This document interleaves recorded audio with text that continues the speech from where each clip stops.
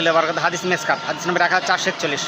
হযরত উম্মে আতিয়া রাদিয়াল্লাহু আনহা থেকে বর্ণিত, তিনি বর্ণনা যে প্রিয় নবী রাসূলুল্লাহ সাল্লাল্লাহু আলাইহি ওয়াসাল্লাম দুই ঈদে আমাদের ঋতুবতী এবং পর্দানশীল মহিলাদেরকে বের করে নিয়ে ঈদের সালাতে অংশগ্রহণ করার নির্দেশ দিয়েছেন। তবে ঋতুবতী মহিলাদেরকে সালাতে অংশগ্রহণ না করে এক পাশে বসে শুধু দোয়ায় শামিল হওয়ার জন্য বলেছেন।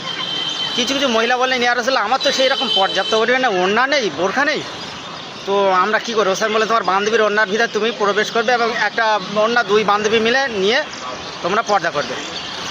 হাদিস মেসকাত। আর সহিহ বুখারী 351 এবং মুসলিম 890। ভাই, বুখারী, মুসলিম এবং মেসকাতের হাদিস। রাসূল সাল্লাল্লাহু আলাইহি ওয়াসাল্লামের জমানায়, সাহাবাদেরও জমানায় নবী সাল্লাল্লাহু আলাইহি ওয়াসাল্লাম মহিলাদেরকে দুই ঈদের সালাতে অংশগ্রহণ করতে বলেছেন, আর ঋতুবতী মহিলাদেরকে দুয়ায় অংশগ্রহণ করতে বলেছেন। এটা দোষের বিষয় নয় ভাই, এখানে মাদাম নন মাদাম করে বিষয় না, বিষয় আছে কোরআন আর হাদিস মানার বিষয়, নবীকে মানার বিষয়। যদি নবীকে মানেন, মহিলারা দুই ঈদের সালাতে অংশগ্রহণ করতে পারবে, কোনো সন্দেহ নাই। অবশ্য যদি কেউ মনে করেন যে আপনার সন্দেহ হচ্ছে, আপনি যাচাই করুন, হাদিস পড়ুন ভাই।